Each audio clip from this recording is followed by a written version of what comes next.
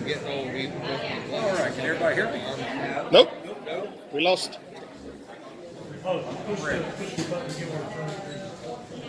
Okay, how's that? There we go. All right, thank you guys for coming today. I appreciate Willie inviting me up to come up to speak to everybody. What's that? I got you. I've got it figured out now, I think. Maybe. But I appreciate Willie inviting me to come up and speak to you guys today about catfishing. I do a lot of tournament catfishing all around the United States. It's been an opportunity to go chase some channel cats, chase some blue cats, chase some flatheads. So I'm going to start off, tell you a little bit about myself today, then I'm going to talk about some tactics and techniques that we use, what we do when we're out there in different river and lake situations. So to date, our biggest fish we've got is a blue cat out of Wheeler Lake, Alabama. Blue cat, 114.9 pounds. We caught that this year, actually, down in March at one of the Cabela's tournaments down there. So far, been the biggest fish weighed in the Cabela's King Cat tournament to date in all the years they've had tournaments. Who am I? Again, my name is Carl Morris Jr. I'm from Johnstown, Ohio. Born and raised in Johnstown. Been fishing for about 30-some years. I tell the same kind of story every time I start a presentation. Started out fishing for channel cat, and then I went to the Muskingum River. I was probably 15, 16 years old. My stepfather, we went out there, and that's the chance I caught my first flathead. That was when I really started getting into catfish. I'd crappie fish, bass fish, waded the Licking River for white bass. But when I was down the Muskingum River, caught that first channel, or first flathead, it was, I don't know, 17, 18 pounds, nothing big, but that's kind of what turned me on to fishing for catfish. Mosquito Lake, I know some of you guys know Mosquito Lake up this way. I go camping at Mosquito Lake quite a bit. We was up there camping, this is back in 2007. There was it used to be Neocats, Northeast Ohio Catfish Club, had a tournament up there. We walked in the bait store, seen a flyer.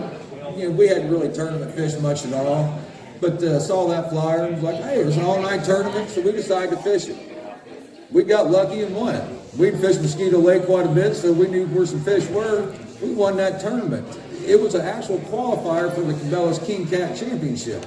Well, we were feeling pretty high and mighty at that point in time. We just won tournaments, so hey, we're going out to Junction City, Kansas.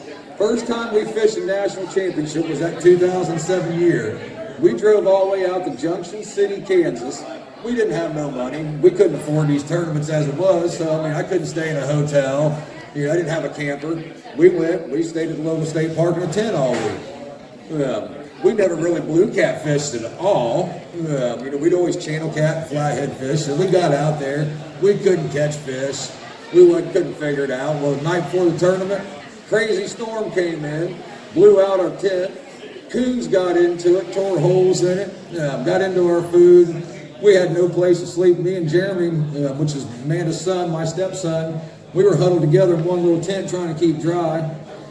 We started the tournament the next morning. Again, I didn't have a boat set up like all these guys. I pulled in the parking lot and I'm looking around. I'm like, man, I didn't have rod holders all around the boat, trolling motor. I had an old bay liner. That's what I fished out of. We went to our first spot, sitting there, set our pools up. Didn't have rod holders all the way around, so I had one of the pools sitting in the front. 7 o'clock, there's other boats sitting there. That pole took off and started to go over the edge of the boat. I go to grab it. I'm hanging over the edge of the boat, one leg in, holding on to this. Well, I fell in the water. My first national championship, holding fishing pole. Boats around looking, man, what's this guy doing? But to tell you guys, I finished 109th out of 113 boats that tournament, so we had a long learning curve, is the moral of the story. Before we figured it out. A lot of guys go out and they start fishing thinking, they can watch a YouTube video of this or that and the other. Now all of a sudden they're professional catfishermen. It takes time, a lot of time and a lot of hard work. Like I said, we finished 109th out of 113th boat and we caught one fish. I think he might have been 2.5 pounds in 2 tournament days out there. And it was a channel cat, not a blue cat. So, boat I fished out of is a 22-foot center console. It's a Triumph. It's I like it because it's got a low draft on it. Plus, it's big enough to handle the waves on the lakes and things. So it kind of works both for me.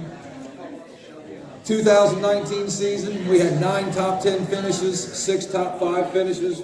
We fished primarily Cabela's with a few other Mississippi River Monster tournaments and things like that in, but primarily we fished Cabela's Trail. They fish a variety of waters between lakes, rivers, so we kind of stick with them at this point. 2012, 2016, we won the King Cat Cabela's Championship. We've been 4-time King Cat Anglers of the Year, 3-time runner-up. This year we ended up in 3rd place. We've been in the top 3 in the last 8 years. We've been pretty consistent at it. We put a lot of time in on the water.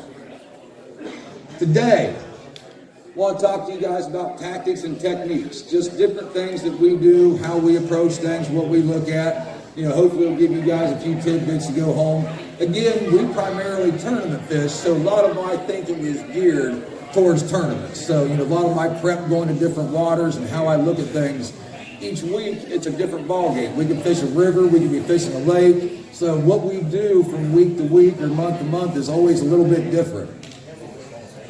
I'm going to tell you guys, study, study, study. Back to putting in time. Learning your machinery, your depth finders, your boats, your waters, your fishing, studying maps, looking at contour lines. Whatever it is, put the time in, learn how to do it. Mapping and scanning. We're going to go over kind of what I look at on maps and kind of scanning and things, what I do when I get out to new waters.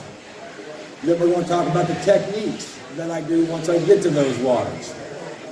First thing I look at before I go fishing anywhere. We got a tournament coming up in 2 weeks. I start watching the weather and the water. 2 weeks before 2 weeks, really?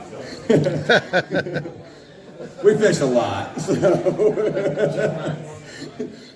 But first thing we want to look at is what the water conditions are or what they're going to be. What they are at Monday on a river may not be what they're going to be on Saturday come tournament day. And a lot of guys have had in their mind, hey, I'm going to go down there and I'm going to drift this water. Well, all of a sudden, we got 3 inches of rain on Wednesday. That water rose, the current's crazy, you're not drifting no more. Those fish have moved. It changes your whole game plan. So I want to know what that water's doing, what the level is, what the current flow is. There's websites out there, pretty much for the Ohio River, Cumberland River, Tennessee River, the ones that I fish primarily. I can tell you there is a website out there that will tell you what the lake levels are, what the current flows are, down to what the estimated speed on each pool the Ohio River is. It'll tell you right now, currently it's running at 2.7 mile per hour. On Wednesday, it's estimated at 2.8, and on Friday, it's estimated at 3.1. Whatever that may be, you can get that information right off the websites. This is the Tennessee River one where you go and you pick the lakes. It tells you what the generation schedule is. Down there, it gives you the observed date of what's going on currently. So you can pretty well keep track of what's going on with that, water level anywhere you're going. Weather conditions. What is the weather conditions now? Again, may not be what they're going to be on the weekend. Wind. A lot of you guys are probably fishing lakes. How many of you guys went out to fish your favorite spot on the lake and you couldn't get to it because the wind was just howling across there? You just couldn't fish it. Well, on tournament day, that could ruin your whole morning, your whole game plan. So you've got to adjust to that. So we'll want to know what that weather is. I use the Storm app. It's just an app for iPad. It gives me what I like about it. Gives me the pressure rising and dropping as well. I believe in the pressure going up and down and having a big effect on fish, especially in lakes. Google Earth. There's all kinds of mapping out there. I like Google Earth. It's what I started with. But one of the first things I do is I pull up where I'm going at, what that lake is. If I haven't been there, I want to get an understanding of what the surroundings of it is. My boat launches. Mississippi River, I don't know if you guys have been down Mississippi River at all, but you can look and they'll have a boat ramp marked on there. You'll drive 45 minutes to get to it. There's no more boat ramp there. It's been washed out, it hadn't been used, it's been gone. So I like looking at satellite imagery, making sure it's somewhere that I can use and I can put in. Again, it's time. When I get out of town, I'm going to these tournaments. I've got just, sometimes one day, sometimes 2 days. I can't waste an hour and a half in the morning looking for a boat ramp. I study these lakes. I'll pull up the overheads, got them mapped out, see what we're looking at with them. Then I'll pull them up on Navionics. Navionics is, again, what I use. I have it set up on my iPad so I can sit there and eat dinner and study my map, and I get in trouble quite a bit, but that's usually what I'm doing, is studying my maps, all the time. I spend a lot of time. I use hot maps. Map tip for you guys. Some guys don't have the chips or the programs to look at all the different lakes across the United States. If any of you guys are heading down south, you want to look, you can go on the Navionics website and actually pull up most any lake or map and have all the contour lines and everything there for you to walk you through that lake you're going to. So again, go to Navionics. It's a free web app on there. Utilize it. But using their apps on the iPads, on telephones, is key to me. You can print them off. Yeah, you can. You can print them off, so you guys can actually go to these places and actually print it right off. And some of you guys can utilize your GPS on there with them, and you'll be out on these waters and get a little bit of look yourselves. But I pull up these. This happens to be Old Hickory. We was just talking about Old Hickory back here in the back a little bit ago. It's one of the Cabela's tournaments that I fish. Old Hickory is a big lake.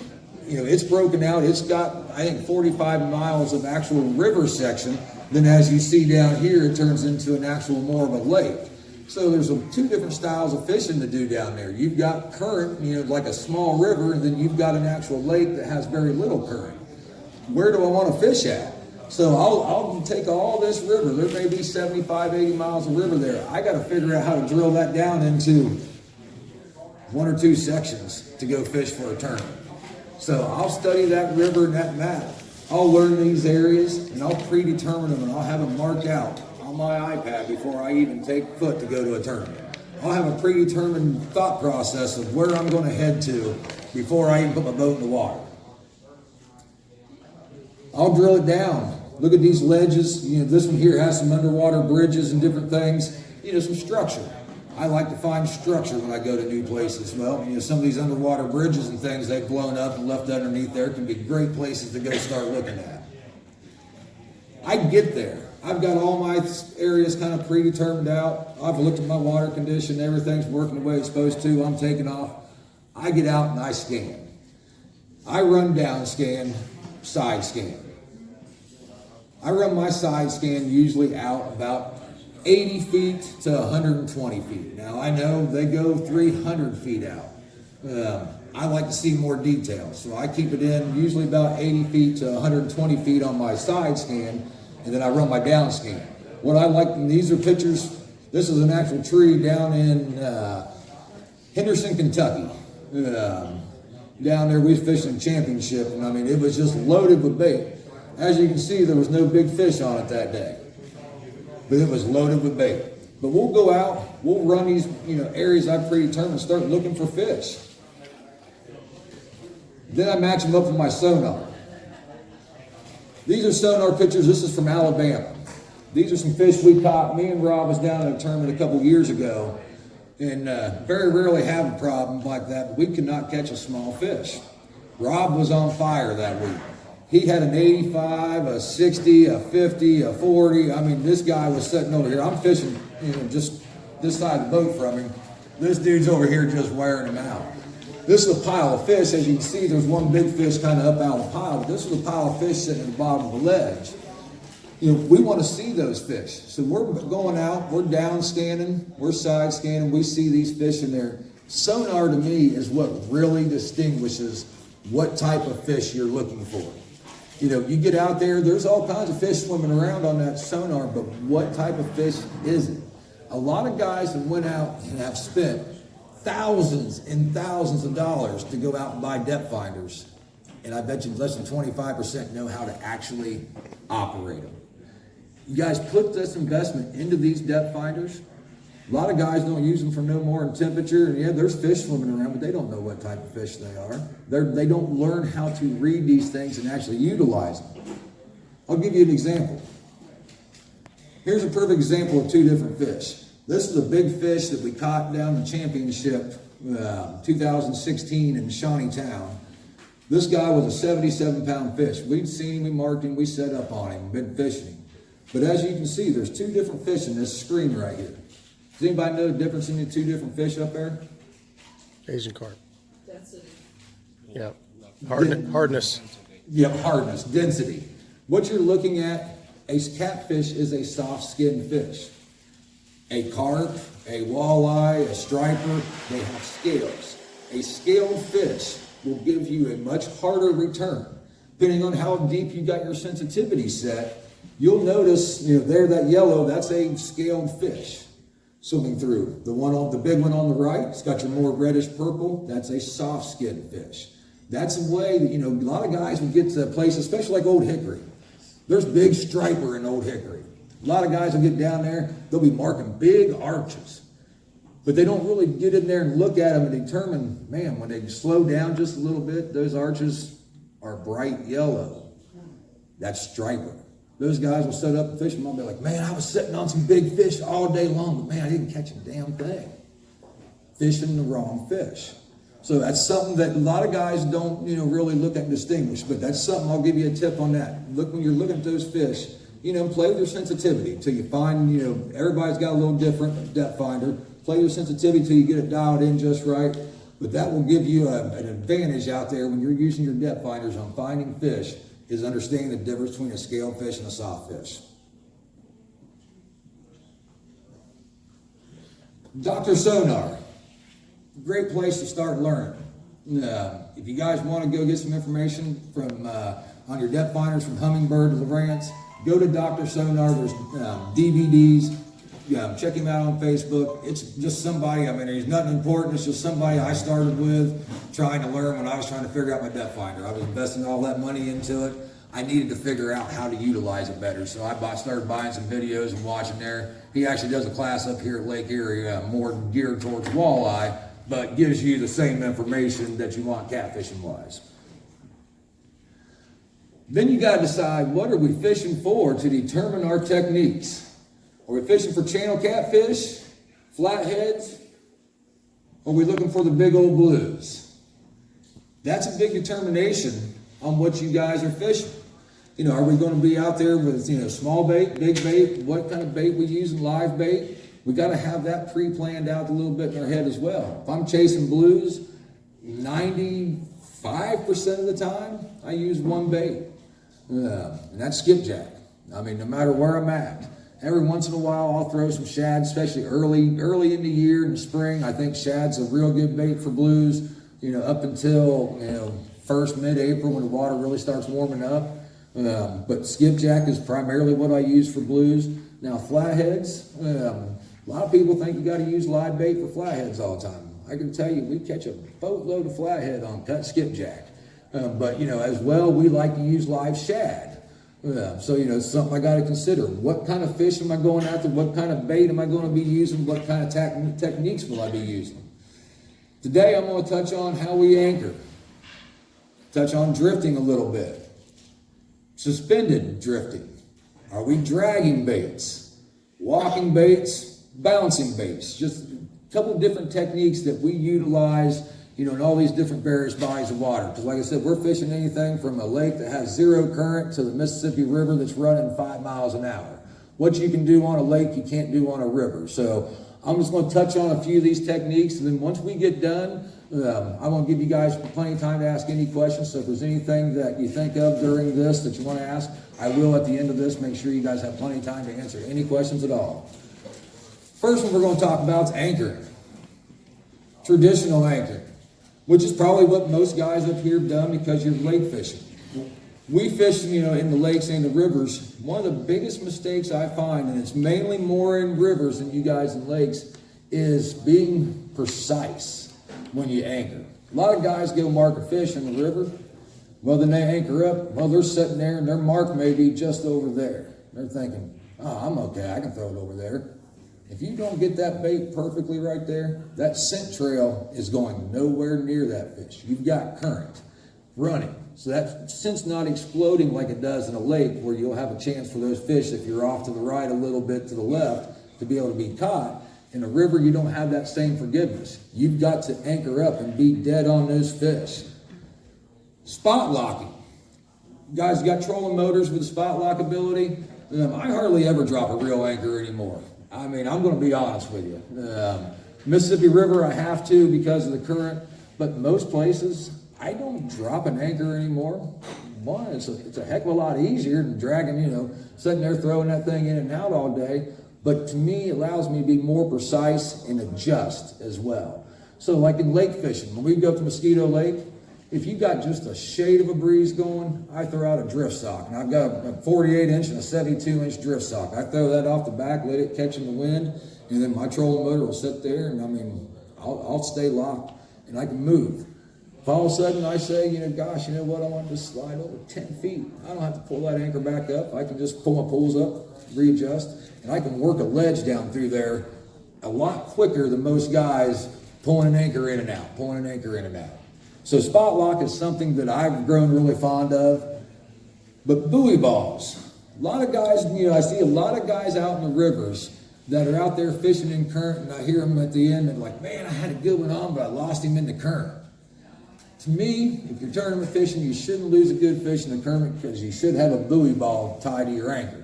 Buoy ball, you're sitting there anchored down and you've got a big fish on, your partner goes up, he unties the anchor, tosses that thing. That buoy ball keeps your rope floating up there at the top so your boat can go back and you can get to that fish without sitting there trying to horse him and pull him through the current and have a chance for a hook pull.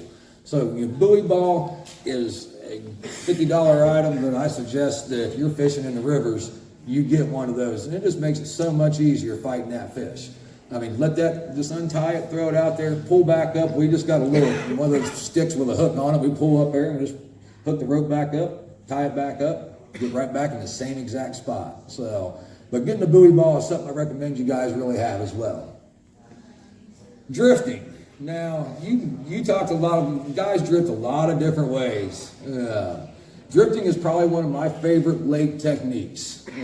I really hardly ever anchor unless I'm just straight flathead fishing in a lake. If I'm channel cat fishing, I hardly ever anchor. I drift and I move for channel cats as well. Everybody says, no, that's a blue thing. We catch a boatload of channel catfish dragging baits. So we'll go drifting, is my favorite way to fish, whether it's blues or channels. Drift sock is something I'm going to tell you is a necessity for your drifting for boat control. You're out, you're trying to fish an underwater ledge, wind's blowing a little bit, you got that drift sock out the back and you're using your trolling motor to steer. That drift sock, getting that resistance back there will allow you to keep your boat without swaying back and forth in the wind near as much. So again, drift sock is, I think, an important thing you have on your boat with you. Free drift, how I started drifting, Mosquito Lake, I used to pull up whichever way the wind was blowing. I'd pull up to that bank and I'd turn my boat and I'd just sit there and I'd let the wind just drag me across the lake. That's how I grew up drifting. I didn't know anything about taking a trolling motor and this and that and getting, technical with these lake bottoms. I would just pull up in an area where I caught fish before and I'd just let the wind take me. I drifted like that for years. And we still, South Carolina, down at Sandy Cooper down there, Lake Moultrie, big open lakes. Sometimes you can't fight the wind down there. The wind just, it is what it is. You just need to go whatever way the wind's telling you, and we'll just drift down through there. So, free drift. Precision drift. This is where I'm telling you guys about fishing these underwater ledges. You guys, even in these lakes, you see old river channels that run through the lake, some kind of contour, maybe an underwater shelf. We'll go down through there, we'll drop our drift sock, and we'll take it and we'll run right along the front of those things. Precision drifting. If you guys find those fish, there's times Mosquito Lake, with my trolling motor, I've actually you can record a track. I'll run a circle. And I'll just put my trolling motor remote down, I'll just sit there and I'll just let it just keep running a circle. Once you do that first pass, we'll just be fishing the ledge. We may drop down 2 or 3 feet, come back up, hit the top of it, and move right around it. But precision drifting, once you find a fish, because a lot of guys spend time, they go out and they mark a section of fish. And then they keep fishing down here, fishing up here. In a tournament, you got 8 hours catching your number of fish you need to.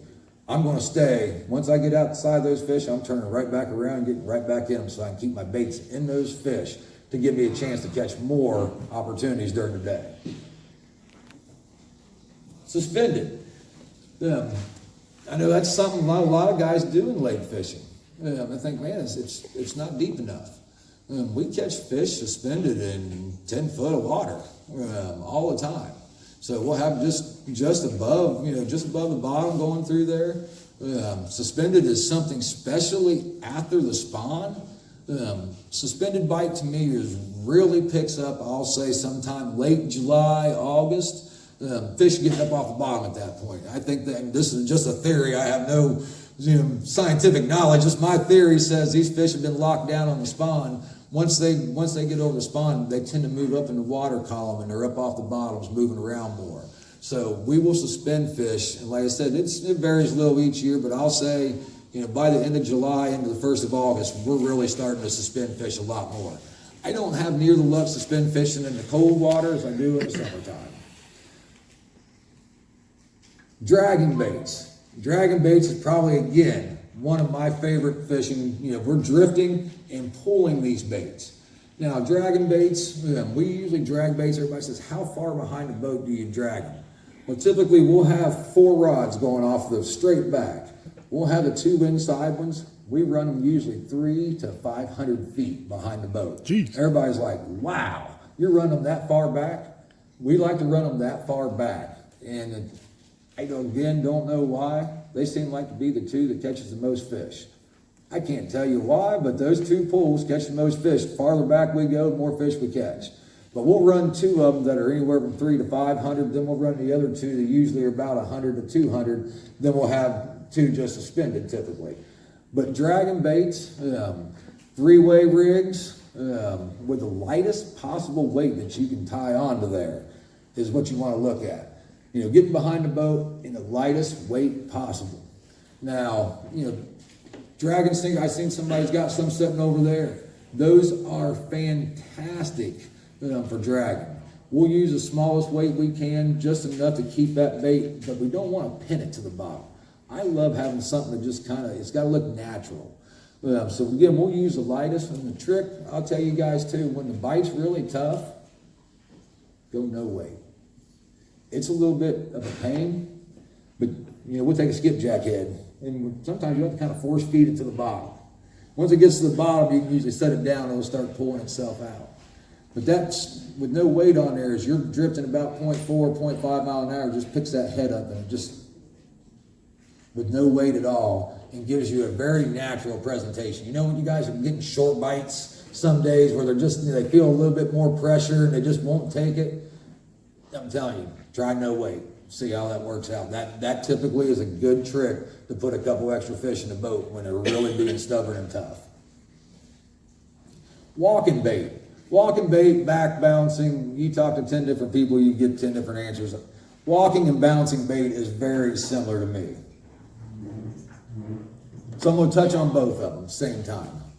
What I believe to be is walking bait to me is when I have my boat anchored and I am taking the bait and I am literally walking it back behind my boat. What I mean by that is we'll be sitting in current. I'll drop my bait down. I'll know we got a hole, a slope. A lot of times I like to fish slopes where you can take that bait and start just walk back through there. Sometimes they like that bait moving a little bit more than sitting down. Some days they like it sitting down on the bottom.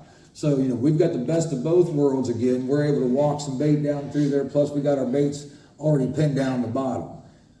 Bouncing baits is something like when we got heavy current, when we're on the Ohio River, Mississippi River, and the current's just flowing. We'll use the boat, the current's running 3 miles an hour. I'll take my trolling motor, turn it into the current, turn it on 0.5, 0.6. I'm trying to cut that current in half. So if I'm running 3 miles an hour, I want to try to cut my boat speed down to 1.5 miles per hour. Now, realizing the water's still moving 3 miles an hour underneath me, we're going to drop down, and we play with different various weights till we find the right weight, but we'll drop that bait down. So our boat's moving, and we'll have that bait walking behind the boat a little bit. We'll get it out about 125, 150 feet. Usually you find a soft spot where it works. And you just float down the river channel ledge, and you just work it by bouncing that bait down through there. It's a pain trying to anchor on the Mississippi River if you've been out there. You'll lose a lot of money trying to anchor on the Mississippi River. If not, kill yourself in places at times too. I mean, Mississippi River is a tough river to fish, and she doesn't forgive very easy. So I mean, you get anchored down. It's kind of concerning at times because you're facing the other way, and there's a tree coming down there. Once that tree lands on the front of your boat, get your anchor rope. I mean, it's dangerous down there. You got to be real careful. So I really hate dropping an anchor down there. I love bouncing when we're in current situations.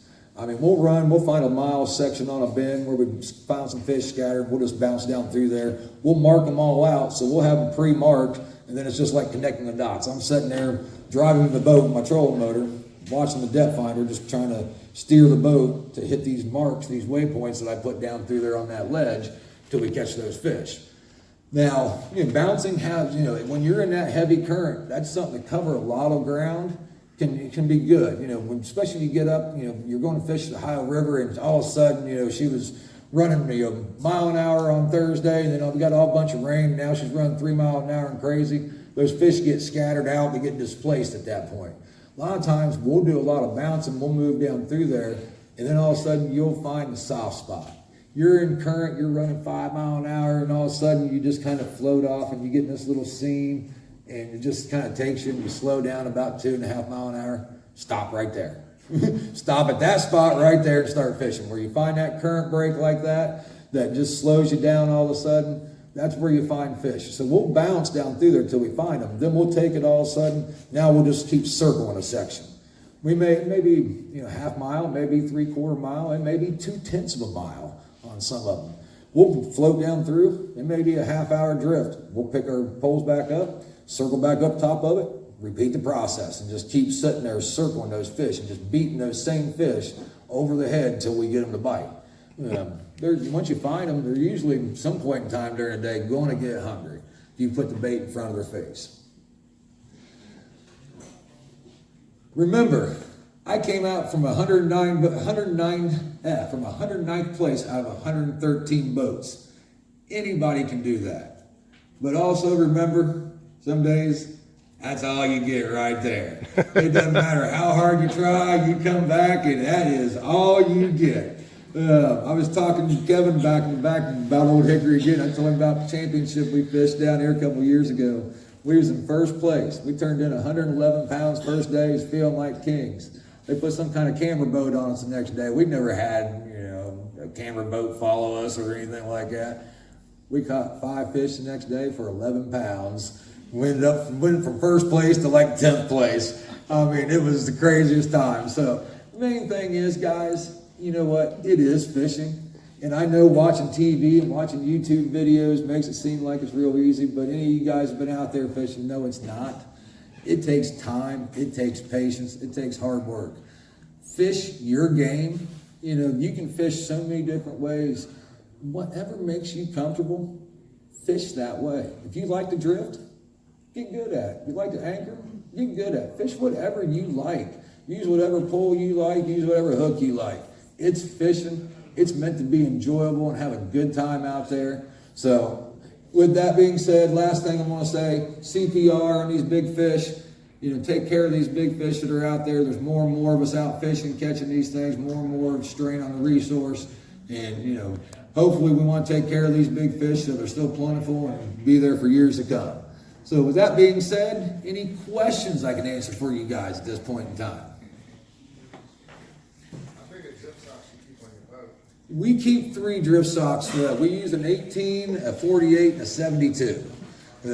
18, so when you're in a lot of current, you just need to kind of just have something back there to kind of keep you straight. 48 works most of the time, but 72, when it's real windy and you're down on these big lakes, we use the great big one. So Earlier you mentioned the barometer. uh-huh. Well, you want to elaborate a little bit on how you feel the rise and low affects the fish? And it's my personal theory, but what I think is when you're looking at these fronts going through, and everybody has that story that says, man, I went out and I caught all these big fish that day. Well, if you look back, it was usually because there was a front moving through that kind of triggered that. I believe more in lakes than it does in rivers. I believe the current flow has a little bit more to play with it than the barometer does in some of these rivers. But you know, when I'm fishing a lake, when I see that barometer starting to rise, I know the bite's getting ready to get on there for a little bit. Once it flattens out, it usually topples. You know, the bite usually slows down. If you see a big drop coming in the barometer, it's another one. I like to fish the rise and the drops. You know, and it's same correlate to cold fronts. You know, it's basically what it correlates to most times. You get a front that sets in, you know, you get a high pressure front that sets in, you know, weather's usually beautiful. You'll have 5 days of straight sun. Usually the fishing gets worse every day during that week though. Maybe beautiful to be out on the lake, but usually, you know, each day that high pressure sets in. Usually by the end of the week, fishing just gets tough. Then all of a sudden that cold front will come through on the weekend, then all of a sudden she'll fire back up. But I do believe in that, has a play in it. So do you feel that fishing before the front or at the peak of the? Before and at the peak, when it's just getting there. I mean, I believe in, you know, before, and then even when she first gets there. Until, you know, that front line's actually kind of really moved on through. I think that peak couple hours can really be real good. If you can catch it right before she flattens out right there, I think that's the kind of last feeding alarm bell to me. So,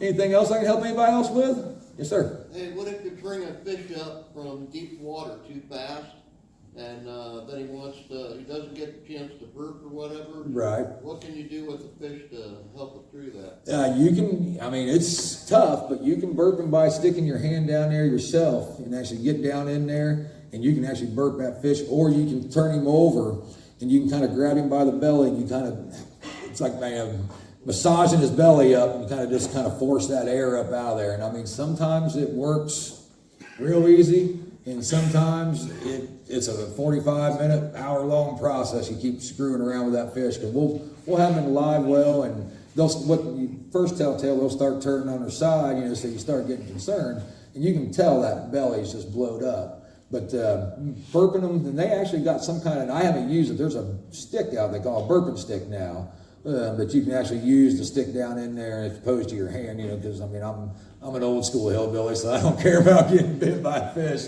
Some guys, you know, got to wear gloves and this and that and the other, but, you know, end of the day, I mean, it doesn't matter to me. I'll stick my hand down there and, you know, get him out. But these burping sticks, I know, have helped a lot of guys out as well. It's like PVC. What are they? PVC. PVC. Yeah. So, you know, you can make your own too.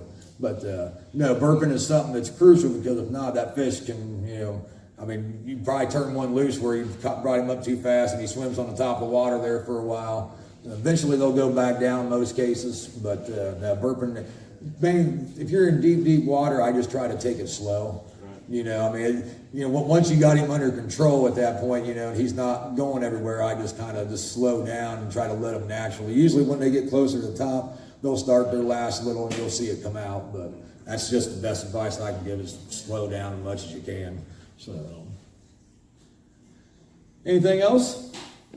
When you're bouncing the baits into the deep holes and stuff, say compared to just a range here, if it's 1 mile an hour current versus 4 mile an hour current, what type of, you know, how heavy a weight are you using difference? And do you have a preference as to what you can feel easier as far as lead or, you know, like walking stick or what? Well, we use, we've got, you know, custom made rods by Fat Boy Rods that are walking rods. So they're 6 foot. They're short, they're light, because a lot of times, you know, we want to be able to do it when you're sitting there holding that rod all day long. You want to get a lighter rod, because, you know, you're using some of these heavier rods. By the end of the day, I mean, you're going to look like Popeye, sitting out there, you know, just bouncing all day. So we use a lighter rod. On the lead, we use anything, depending on where we're fishing, from 2 up to 32 ounce. We've got we run 32 ounce sinkers down the Mississippi River. We'll spot lock or anchor down on an area, and you'll drop it out there. You've got to use, I mean, 16 to 24 is common down there. But, you know, higher river, we'll use anywhere from a 2 to 8 most of the time. We use bank sinkers most of the time. We got some cannonball sinkers that we like, especially when there's a mud or a sand bottom. You can feel better with those cannonball sinkers. But we'll run, something that we can take off and on, with a hook on it real quick and easy. So we'll just run a 3-way with a drop loop. So that way, because we'll get to new water, is it 2 ounce, 3 ounce, 4 ounce? You've got to kind of drop down in there and play, and all of a sudden the 3 ounce takes off too fast.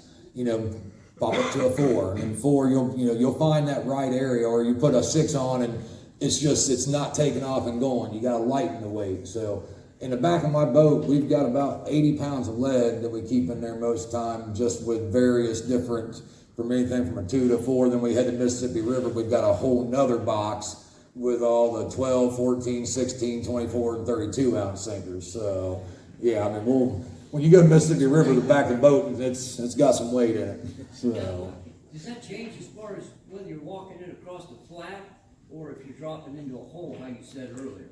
It depends on the current flow. It all depends on the current flow. The current will determine, what size weight you're going to use It's on the it. same theory though. You're just Same. walking it down. Just whether walk. it's going into a hole or across the flat. Exactly. Yeah. Whether you're just going across a 20-foot, flat, mud bank, or if you're taking it and dropping it down 40, 50, 60 feet. Same concept with it. Same. Typically, the same weight will work for both. Now, sometimes you get up in that flat. You can fish, from here to that wall over there, and this over here worked for a 2 ounce, but you have to put a 5 ounce because you pick up just a little more current.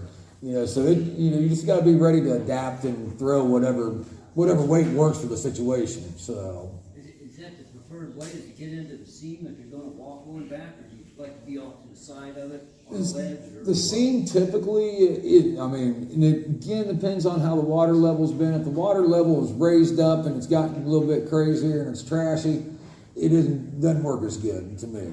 Now, water level is normal, seams, we'll try to run the seams, and it's you can kind of find, you got your seam up close to the bank. To me, it's like that secondary seam that's out, towards the river ledges out there. Find that seam, and a lot of times, when we're drifting, you turn the trolling motor on, it's still, the current will kind of suck you into that thing. If you don't turn that trolling motor on too tight, you just let it, and all of a sudden she'll just kind of the boat will settle into it. A lot of times, I think we catch fish because we let the boat and the current and the water take you to the fish. You find that current seam, it's going to usually deposit you somewhere where it's dropping bait or a little slack water area. So sometimes, it's just as good. You're pre-fishing, we'll pull up along a bank and we'll just turn the motor off and we'll just let the current grab as we're scanning down through there, and it'll just put you right in that right spot. So that's something just to, and there's no real information on that to tell you it works or doesn't. That's just my opinion that, you let that current take you right where you need to be on those river ledges, and I think it'll work out good for you. So, yes, sir. When you're trying to find that seam, are you using the autopilot or just set the trolling motor forward and let that work? Well, depending on what current we're in, if we're down the high river, we just cut everything. We just pull up, above, like, we'll go up and we want to look at this area, we'll cut the motor off, trolling motor and everything, and just be right close to it. And it just kind of, all of a sudden it puts you right in that area. Kind of like when you watch that log going down the river, you watch it, it starts here, and then all of a sudden it ends up in a place and then it just goes. Same kind of concept. Those fish usually are right there, close to that area somewhere. So they do like them current seams, and some days they like it inside the current, they're in that harder current. Some days they're just outside of it, but somewhere in those areas where you'll find most of your fish. So. All right. Well, again, I appreciate you guys inviting me up. I'm going to be around for a while, so if you guys got any... Yes, sir. When you talked about the long lines out the back, you said 300 feet or something? Yep.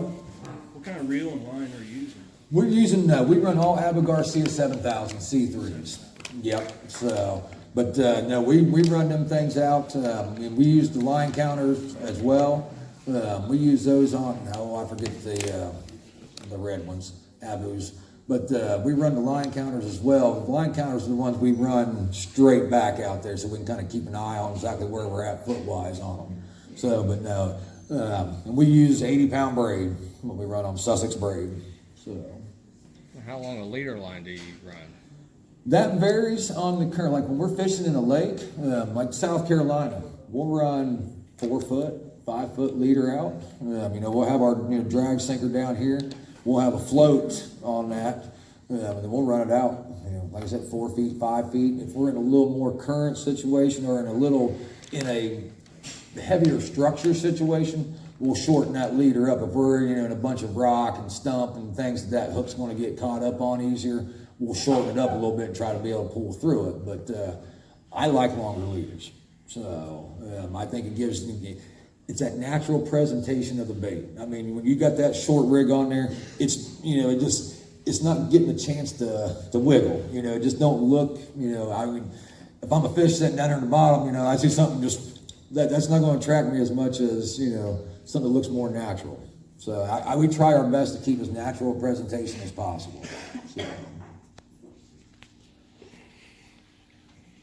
All right, guys. Well, again, like I said, I'm going to hang around for a while. So if anybody's got any questions and wants to chit chat about some catfishing, I'd love to talk to you guys. So, I mean, any questions you got, I'll be happy to answer. And again, I appreciate you guys inviting me up, and thanks a lot, Willie. I think this is a great thing that you put together here. Congratulate you on your first year. So let's give Willie a round of applause.